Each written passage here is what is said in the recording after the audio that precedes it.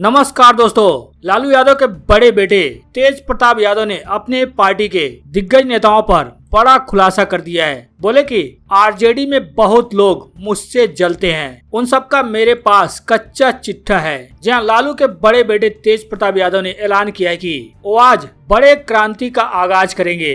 अपने छोटे भाई से चल रहे खींचतान को लेकर तेज प्रताप यादव ने कहा कि पार्टी में ऐसे बहुत से लोग हैं जो मुझसे जलते हैं। उन्होंने साफ कहा कि मुझे उपचुनाव से मतलब नहीं है, लेकिन कांग्रेस और आरजेडी में जो हुआ गलत हुआ। तेज प्रताप का कहना था कि मुझसे इस मुद्दे पर किसी तरह की सलाह नहीं ली गई, जबकि मुझसे पूछा जाता था तो मैं उन्हें सही सलाह देता था। तेज प्रताप यादव से जब पूछा गया कि लालू यादव बिहार आएंगे तो क्या प्रभाव पड़ेगा, तेज प्रताप यादव ने जवाब देते हुए कहा कि लालू यादव उनके आते ही सबका सुपड़ा साफ करेंगे। मेरे पास सबका कच्चा चिट्ठा है। उन्होंने कहा कि वो अपने पिता को मुख्य स्थान पर ले जाएंगे और दूध का दूध पानी का पानी हो जाएगा। तेज प्रताप ने कहा कि लालू यादव आएंगे तो साथ में ही रहेंगे और जो चाटुकार हैं वो खुद साइड हो जाएंगे। उन्होंने कहा कि हमारा छात्र संगठन मजबूत है, हमारे पास भगवान कृष्ण की बांसुरी है, इसलिए जो भगवान से टकराएगा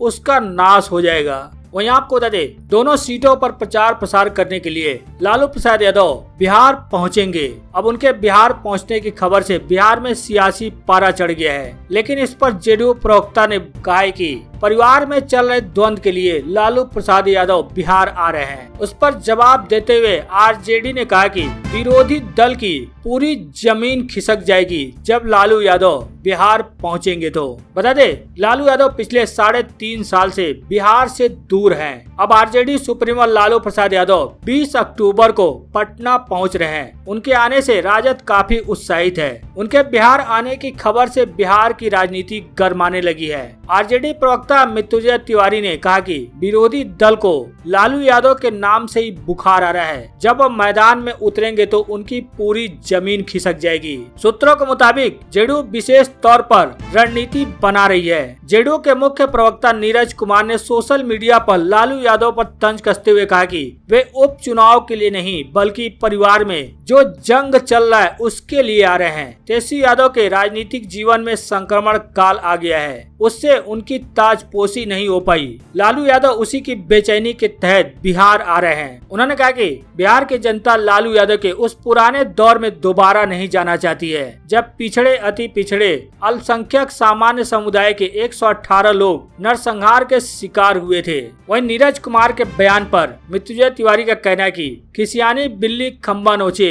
आरजेडी सुप्रीमो लालू यादव के आने की खबर से जब ये लोग इतने परेशान हो गए हैं, तो जब वो बिहार पहुंच जाएंगे तो इनका क्या हाल होगा। लालू यादव बिहार के नेता हैं और उनको यहाँ की जनता दिल में बसाती है। यहाँ की आवाम उनसे प्यार करती है। उनके आने का इंतजार किया जा रहा है। दोनों विधानसभा के उपचुनाव में आरजेडी जीत रही है। लालू वहाँ जाए या ना जाए, वहाँ की जनता भरपूर सहयोग करेगी। मृत्युंजय तिवारी ने दावा किया कि यह उपचुनाव 100% हम जीत रहे हैं। बता दे, कुछ ही दिनों बाद बिहार के 2 विधानसभा सीट कुशेश्वर स्थान और तारापुर में उपचुनाव होने हैं, लेकिन इन दोनों सीटों पर किन वोटरों पर सभी दलों की नजर गड़ी हुई है। इन दोनों सीटों पर इन वोटरों से क्या माहौल का असर पड़ेगा। बता दे, तारापुर और कुशेश्वर स्थान में अब असल कोशिश ये हो रही है कि 2020 के आम चुनाव में आमने सामने की गोलबंदी से बाहर रह गए वोटरों को कैसे अपने पक्ष में किया जाए। पिछले चुनाव में दोनों सीटों पर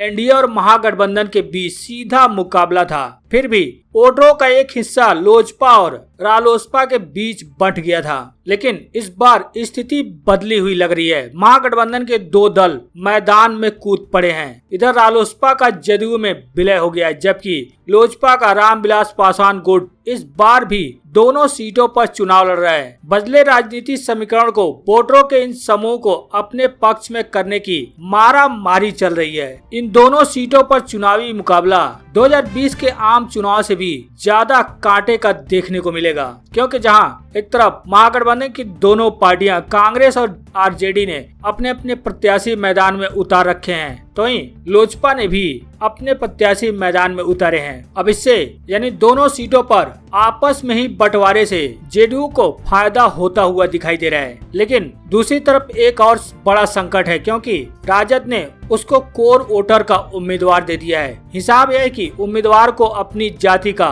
वोट मिलेगा और राजद के माय समीकरण को वोट मिलेगा, जीत हो जाएगी। जेडीयू की तरह वह भी लोजपा और रालोसपा को मिले वोटों को अपने पक्ष में करने की कोशिश कर रहा है। वहीं तारापुर सीट पर भी राजद माय समीकरण के वोटरों को एकजुट करने में जुटा हुआ है। हालांकि आम चुनाव में लोगों के यानी वोटरों का दृष्टिकोण अलग अलग रहता है, लेकिन उप चुनाव में यह दृष्टिकोण पार्टी के उम्मीदवार के दृष्टि से बदल जाता है। चिराग पासवान के हाल के रुख के बाद लोजपा के वोटरों का दृष्टिकोण भी साफ हो गया है। उसे जेडीयू की पराजय उसकी प्राथमिकता है। जाहिर है कि बदलाव वोटरों की गोलबंदी को सख्त करेगा। जेडीयू और राजद दोनों के लिए महत्वपूर्ण होंगे। वहीं बिहार के पूर्व मुख्यमंत्री राबड़ी देवी बेटों की आपसी जंग को देखकर आनन फानन में दिल्ली से पटना पहुंच गई हैं। राबड़ी देवी सीधे तेज प्रताप के आवास पर पहुंची, लेकिन तेज प्रताप के आवास पर कुछ ऐसा नजारा देखने को मिला। बता दें, काफी दिनों से तेज प्रताप यादव और तेजस्वी यादव के बीच तनातनी की खबरें सामने आ रही हैं। हालांकि पिछले दिनों तेज प्रताप यादव को आरजेडी के प्रचारक लिस्ट से बाहर कर दिया गया था। तब से ही लालू प्रसाद यादव और राबड़ी देवी काफी परेशान थी। अब बेटों की इस जंग को देखकर राबड़ी देवी पटना पहुंची हैं, लेकिन जब वो सीधे तेज प्रताप यादव के घर पे पहुंची तो तेजस्वी यादव उन्हें घर पर नहीं मिले। पटना एयरपोर्ट पर मीडिया के सवाल का जवाब देते हुए राबड़ी देवी ने कहा कि उनके दोनों बेटों के बीच कोई झगड़ा नहीं है। वहीं जब उनसे सवाल पूछा गया कि बिहार विधानसभा उपचुनाव में किसकी जीत हो रही है, क्या आरजेडी जीतेगी या फिर जेडीयू, तो राबड़ी देवी ने कहा कि दोनों सीटों पर राजद जीत दर्ज करेगा। बता दें, तेज प्रताप यादव के बगावती तेवर को देखते हुए राबड़ी देवी आनन फानन में पटना पहुंची हैं। दरअसल इस चुनाव से पहले ही तेज प्रताप यादव अपना बगावती रुख अपनाए हुए हैं। अब तेज प्रताप यादव के बगावती तेवर को देखते हुए राबड़ी देवी सीधे दिल्ली से पटना पहुंची हैं और सीधे तेज प्रताप यादव के सरकारी आवास पर पहुंच गई। लेकिन तेज प्रताप यादव से उनकी सरकारी आवास पर मुलाकात नहीं हो सकी। हालांकि राबड़ी देवी छोटे बेटे तेजस्वी यादव से भी मुलाकात करने पहुंची थी, लेकिन दोनों ही बेटों से उनकी मुलाकात नहीं हो सकी।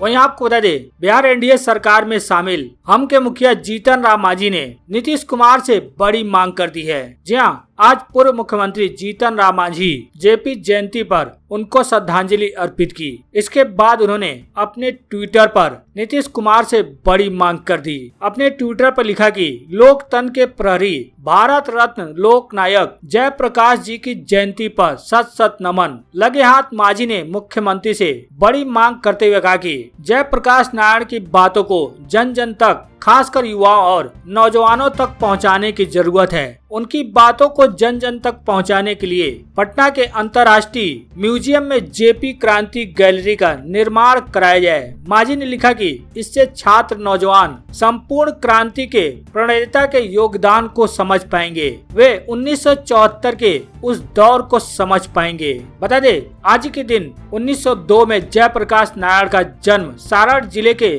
जीरादेई में हुआ था और 5 जून 1974 को जयप्रकाश नारायण ने पटना के गांधी मैदान से संपूर्ण क्रांति की शुरुआत की थी।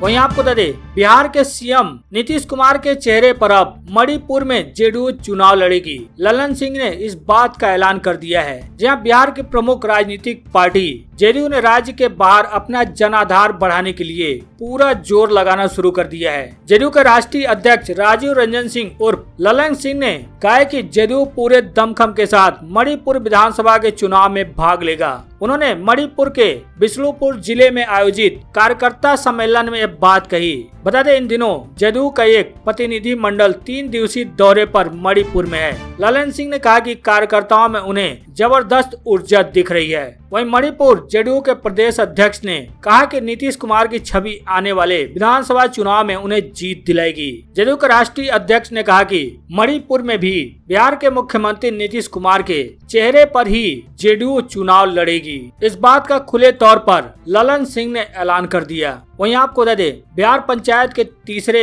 चरण के चुनाव में शहाबुद्दीन को हराने वाले पूर्व सांसद की बहू को हार का मुंह देखना पड़ा है। सिवान में आरजेडी नेता के घर खुशी का माहौल है। जी हाँ, बिहार में राजद के बाहुबली के तौर पर मशहूर सिवान के तत्कालीन सांसद शहाबुद्दीन को लोकसभा चुनाव में हराने वाले पूर्व सांसद और भाजपा के प्रदेश उपाध्यक्ष ओम प्रकाश यादव की बहू राजद के एक नेता के छोटे भाई की पत्नी से पंचायत के मुखिया का चुनाव हार गई है। सिवान के हसनपुरा प्रखंड की लहेजी पंचायत से भाजपा नेता की बहू शोभा कुमारी पिछली बार मुखिया का चुनाव जीती थी, लेकिन इस बार वह 550 के वोटों के अंतरों से चुनाव हार गई है। उन्हें राजद के जिला सचिव जय प्रकाश यादव के छोटे भाई की पत्नी रीता देवी ने पराजित किया है। बता दें, रीता देवी को 1788 वोट मिले थे, जबकि शोभा कुमारी को 1238 वोट प्राप्त हुए थे। बता दें, शोभा कुमारी पूर्व सांसद के भतीजे